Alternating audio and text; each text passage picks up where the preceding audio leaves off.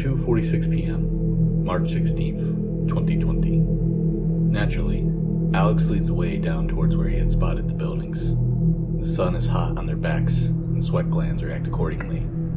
The six have been walking for quite some time now through the rocky land. Had it not been for Abigail's keen perceptions, the concept of time would have been all but forgotten.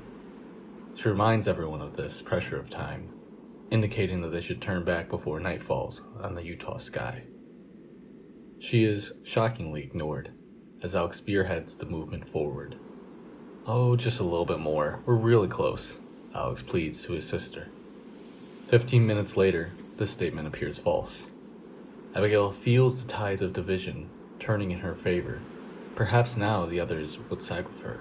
"Guys, I think there's a fence up ahead." Alex cuts through Abigail's thoughts like a blade. She looks to see that her brother's words are backed by proof, hoping ill-timed bluff would end the trip. But to her dismay, off in the hazy distance, the outlines of what appears to be a barbed wire fence looms as a disappointing proof. Abigail curses to herself as the pendulum of allegiance swings firmly into control of Alex's childish schemes. "It looks too high to climb," Layla remarks.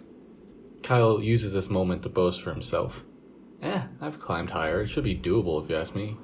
"No one asked you, though, Kyle," Abigail thinks to herself, almost relenting and laying the words out. Between the walking, the alcohol, and the sun, Abigail finds herself becoming snappier at how she had started the day. However, she assures this behavior is necessary if no one else wishes to parent the group, especially Alex's childish behavior. The group comes up to the fence. To Alex's dismay, there is no sign blurting out that the fence attached belongs to the infamous Haber base, which would confirm Alex's theories. Instead, signs stating the area was off limits decorated the metal wiring. This signage looks faded by the years of weathering, forgotten through time. Getting to this fence was one thing, Abigail thought, but it was at least 10 feet high, with barbed wire wrapping around the top. There was no realistic way that "It's open over here," Holland points out. There was, in fact, an opening. As they crowded around, it became apparent that this opening was a bit odd. It was a rounded hole, big enough to fit a person, with the broken-off fence lying flat on the ground facing towards the kids. Kyle looked at the cut edges with detail. "From the looks of this, whoever cut this was trying to get out, not in," he remarks. "Which means that others have gone in here before," Alex reasons, using this to suggest it was safe to continue. "So we'll stay for a few minutes and then leave, right?" Abigail asks, this time getting support from Layla. "Agreed. In and out," Alex says with a smile. The six walk on, the land seemingly empty but for the mountains off in the distance as they go. Then, this landscape changes dramatically, the once flatlands giving way, and when it becomes apparent that the group stands atop a plateau. This plateau drops down, and below lies several decrepit buildings, including one large central structure. "This is it. We're here." Alex speaks his mind out loud.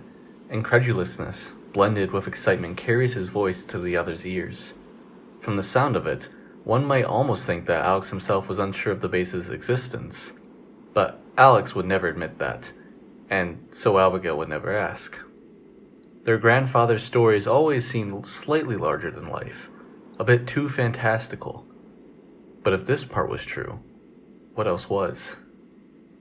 Mixed with this air of fascination is an undertone of ominousness that came from witnessing such vast desolation.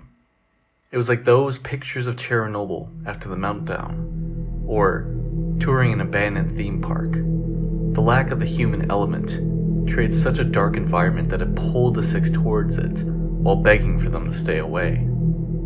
The closer they get makes the building grow taller as the hill descends, until it looms over the group, the 6 stories of its structure now feeling higher than any mountain. There's a little talking between the 6 friends, who move almost in silence. They stand in front of the building's main entrance. Reason would say that this door would be locked, closed tight to prevent unwanted entry. As Alex moves to the handles, he expects to give a good fight, pull the handles with an impressive amount of force, and fail gracefully as the entry fails to budge. He imagines next The group would circle around the building, looking for an option, and upon finding no such opening, agree to turn back and leave. Perhaps it is finally being in front of this abandoned building and its aura, or perhaps it is his grandpa's stories finally getting to him, but Alex feels unsure if he even wants to go inside. What stops his subconscious thought from reaching the surface and displaying itself on his face is knowing everyone's eyes are on him as Alex goes to open the entrance. The eyes of his friends, Kyle and Holland, both surely ready to explore despite whatever they find inside. The eyes of his sister and Layla, sure to laugh at him if he asks to turn around now. And finally, the eyes of Mary, the girl whom he had been falling for the past school year, who had just kissed him for the first time outside of his own daydreams, no doubt due to his boldness on the mountain. A cowardly action now would have never been lived down. And so he hopes the doors stay locked shut, tying his hands in a nice bow. But they don't. The doors swing wide open, exposing the pitch black of a place hidden for over half a century to the light. The story of the Slitherwisp will continue for part 4.